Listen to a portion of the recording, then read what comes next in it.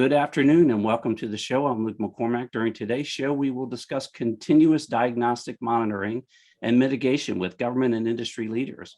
With me on the show today are Richard Grabowski, Acting CDM Program Manager at the Cybersecurity Infrastructure Security Agency, Department of Homeland Security, Jeremy Hyland, Chief Information Security Officer and Privacy Officer at the Office of Comptroller and Currency, Department of Treasury, Gary Stevens, Executive Director of Information Security, Policy and Strategy, Department of Veterans Affairs, Matthew Marsden, Vice President, Technical Account Management, Public Sector at Tanium, John Fange, Chief Technology Officer at Federal Micro Focus, and Bruce Hembry, Field Chief Technology Officer at Cortex, a division of Palo Alto Networks.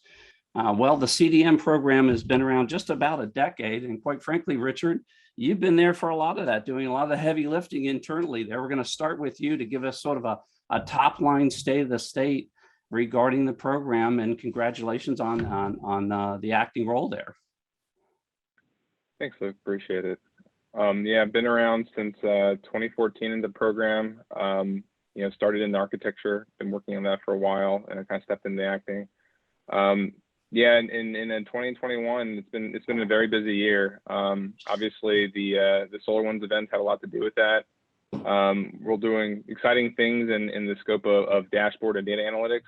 We're very excited about how that positions us over the next 12 to 15 months. So we're looking forward to working with our industry partners and our agencies to move that initiative forward as we try to collaborate in a partnership model with agencies on risk and an effective defense model.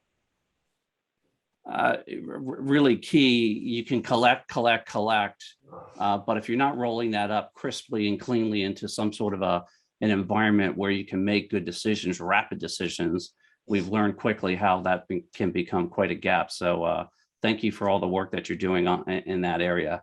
Jeremy, how about over at the Office of Comptroller and Currency? Why don't you, for the audience, tell everyone what the OCC does and then how you all are doing on the CDM program and how that's helping.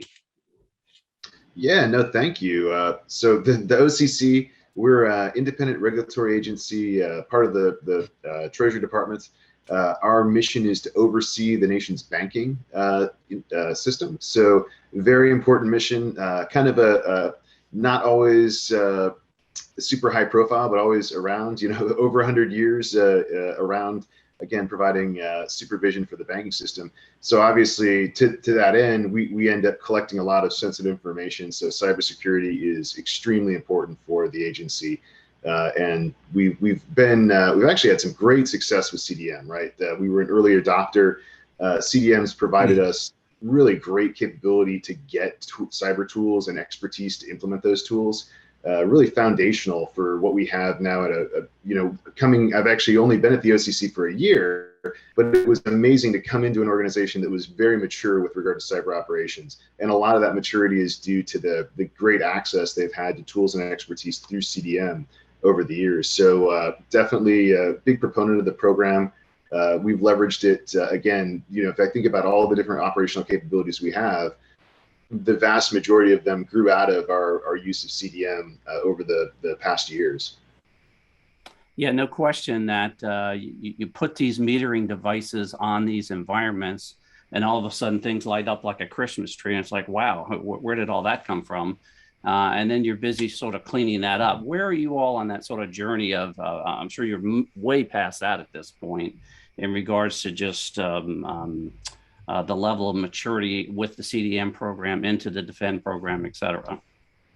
Yeah, it's funny you say that because I was going to save that for some of the lessons learned, right? But that's okay. Just cleaning your data, right? And it's one thing to deploy the tools. It's very much another to clean up your data in such a way that it's very actionable. And we're still on that journey. That's actually one of the things that we're working on now and plan to in the future. A lot of success over the last 2 years in particular. Once we had everything kind of set up, then it becomes that next step of making sure that the data that you're getting is correlated properly and tied to your asset management program, right? And then tied into the various different like non-cyber sides of the world, right? Like I think, again, we're just trying to break down those silos. We can be really good at cyber monitoring, but if I'm not providing that data over to like the operational team on the just more of the IT side with regard to configuration management, asset management, software inventory, right? All of the things that feed into having a clear picture of what's on your network at all times, then we're not taking full advantage of the program. So that's kind of where we are right now from a maturity model, trying to make sure like, you're kind of halfway through that journey, right? You've collected the data. Now you're really looking at it, trying to find out the most efficient way to use it. And that's fantastic. So I really do appreciate that. Matt, how about at Tanium? You all have been there since probably just about the beginning, involved with a lot of these different aspects of the CDM program, along with all these other activities that are going on across departments and agencies and the private sector, by the way. Tell us about what's happening at Tanium. Tanium supporting agencies today on all of the challenges that Richard and Jeremy both described. Data analytics, collection, smoothing the data, making sure that we can dashboard the data appropriately is certainly a big concern for the agencies that we support.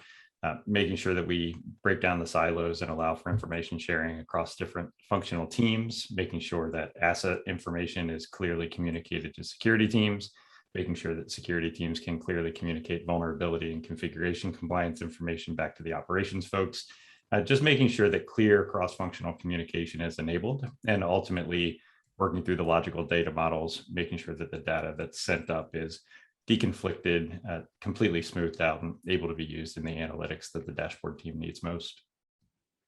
Yeah, you really, again, seeing this level of maturity about, we're not just wrestling, earlier on in these conversations, it would all be about, getting the instrumentation in place, collecting the data. Now we're really focusing on processing the data, acting on the data, et cetera. John, how about at Micro Focus? So where do you fit into this program? And give us a state of the state about what you're seeing. So as one of the largest software providers to the federal government with products operational in more than 300 agencies, we have a very deep and broad and long experience across the CDM spectrum, even before there was a CDM program. And what we see is a wide variety of agencies' experience and capabilities. There's very sophisticated agencies who are spot on, but a lot of agencies are, if you will, kind of working hard and fast, but not quite there. And ultimately, we're excited about the prospect of agencies being able to tap into as a service capabilities, whether it's from DOJ, SOC as a service, or things that GSA orchestrates from a procurement standpoint, or even as we've seen recently in RFIs, major civilian agencies reaching out to MSSPs to ask, what can you do for us? It's exciting because we see the federal government has a lot of great answers, but increasingly we're happy that they're looking to private enterprise to deliver, if you will, a full suite solution set of capabilities to deliver, better, faster, cheaper. Right, and take some of those issues off the table so they can really sort of work up the value chain there. And I'll certainly be asking Richard about the SOC as a service that DOJ's implementing. I think that's great, right? There's a sort of another example, internal example, but where you can just acquire this capability and bump your maturity up very significantly and very quickly. Bruce, how about at Palo Alto? You all are right smack in the middle of the ecosystem across the board. What are you seeing there in regards to the CDM program and how you all fit into that? The evolution of CDM has been an important component for us. We want to make sure that we are providing the correct telemetry that you all need to be able to leverage that data that we're generating. We're providing the components that are the firewalling, the cloud components, the automation components. They're all the genetics, I guess, if you will, inside of CDM. We're trying to make sure that we are providing data that is actionable and that it makes sense in the context for where you're using it. If you don't have good telemetry, if you don't have good operational data about a specific user using a specific application in a specific way at a specific time of day from a specific location, each of those things all contributes to a good holistic picture of security inside of a network. And that's what we're trying to do, is make sure that that happens efficiently at scale. Right. The ability to have this fine-grained instrumentation certainly critical, and as we talked before, and then being able to process it and make it actionable, also very critical. Matt, how about at Tanium? I want to ask you about a specific program that you'd like to highlight that Tanium is in the middle of, that perhaps the customers are asking you about, that we can just raise awareness to the community here. Yeah, right now, what's top of mind for everybody and where we've really dug in with agencies is on the Zero Trust Initiative, working on the mandates that have been published in the recent executive order, helping customers and agencies and organizations move toward a more mature Zero Trust implementation. That's really been an area of focus for us. We provide extensible and high fidelity data about the endpoint, but that's one component of a Zero Trust implementation. So helping to guide and work with customers on selecting the right tools, doing the right implementation, ensuring that it's a lasting and durable solution that's being put into place, and helping to line up funding in order to make all that happen. That's really what's been top of mind for us. And I think we've seen a lot of success with agencies making leaps forward over the last couple of months in that area. It's such a perhaps daunting task, right? Zero Trust. We actually did a specific program on that, and sort of emphasizing the architecture in Zero Trust architecture, and that's a journey that has multiple components and pieces to it. Richard, let's talk about a specific program that you'd like to highlight. Zero Trust on board. I understand that OMB has put a draft out there now to sort of double tap on some of the definition, et cetera. Give us a specific example or specific setup that you'd like to discuss in regards to the CDM program. So a couple things. I want to talk a little bit about what we've been doing and how it's kind of manifested into success stories. So we don't talk a lot about small micro agencies a lot, but we do actually have a pretty robust shared service platform that we operate on behalf of small micro agencies. Someone had mentioned the EO, right? One of the things in the EO is about critical software, I think section 4. The tooling that we provided some of these smaller micro agencies were put into play almost immediately to identify and classify software to help them with those kind of policy drivers that are in that section 4 of the EO. That's a clear example of tracing investments and tools for small micro agencies to actually get to some of the mandates and requirements of an EO. So that's a good success story for us in terms of what we've done. In terms of where we're going and what we're focusing on, a lot of it again is in the EO. Some of that's also traceable to the American Rescue Plan funding that we got over the past 6 months. So we're heavily focused on things like endpoint detection and response, filling that critical gap and advancing the protective profile on the endpoints. And then we've been actually doing a lot of policy work via the MOAs, right? So the MOAs for the program are actually explicitly mentioned in the EO. And we've been really getting all those signed with the agencies. So those are the major things that we've been at. And actually on the MOA thing, some good news there. We're extremely successful. We were able to get more MOAs signed in 3 months than we had done in the previous 3 years. So it kind of shows you, the power of the EO, of course, but also the trust and the cooperativeness between us and the agencies that we look to leverage going forward as we make additional investments in technologies. No question. Don't underestimate that 10 years of trust that you all have built up. MOA, just for the audience, explain what that does once that's signed. And also curious, you said there's a lot of micro agencies out there. Roughly how many? Depends on the day you ask, right? So, but is there 10, 100, 1,000? Yeah. So the MOAs, well, let me give a background there because it's just for the audience. So it's an agreement, a legal agreement that we make with agencies when they come to participate with the program. It kind of defines terms and rules, how the behaviors and responsibilities on each party. The new MOA is important because previously we had some limitations on CISA side on what we could do relative to the program and the data. The new MOA is a little bit more expansive. They give us a little bit more abilities to be more proactive in risk identification.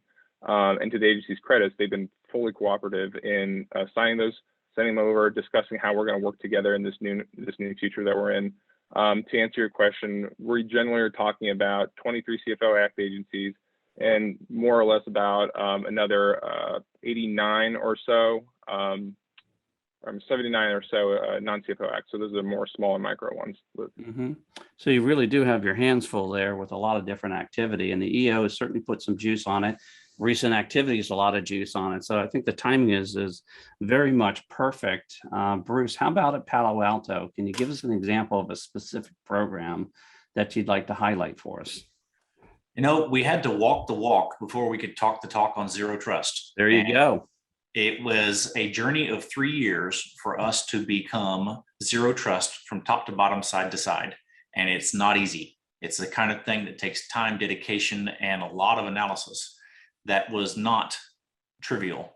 Making sure that we are able to do it at scale was another challenge. We want to make sure that it becomes something that's tenable. Without that careful attention to detail, it simply is not something that's easily, I won't, even then it's not easy, but it's not simple to put it together. And zero trust internally at Palo Alto has meant that even for things like solar winds and other stuff, that we were able to detect it very quickly and make sure that it didn't become an issue.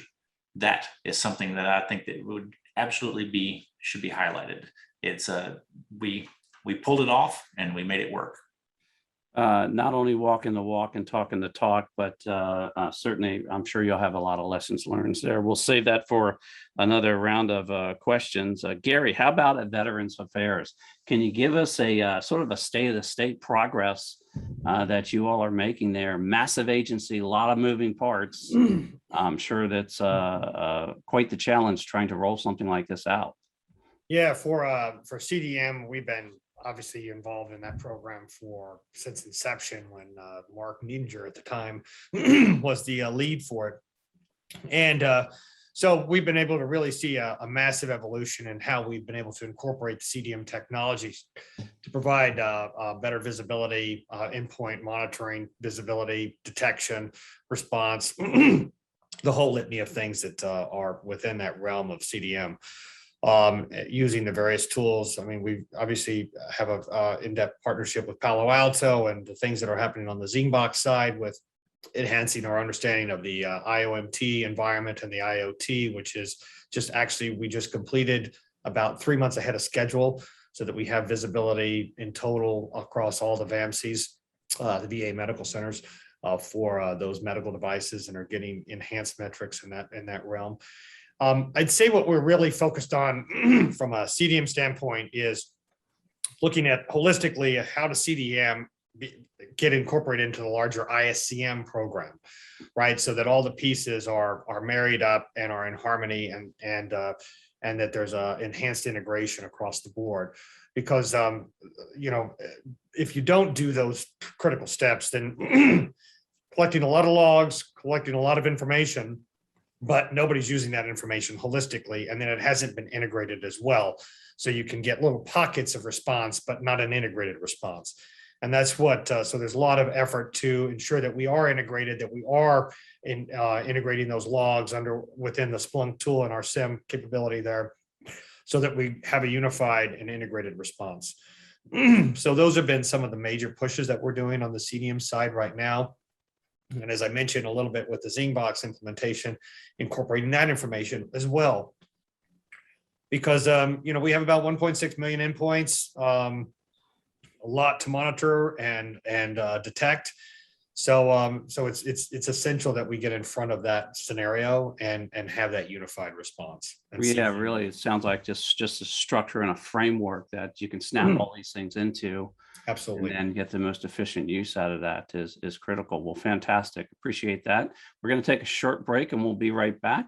You're listening to the Federal Executive Forum on Federal News Network.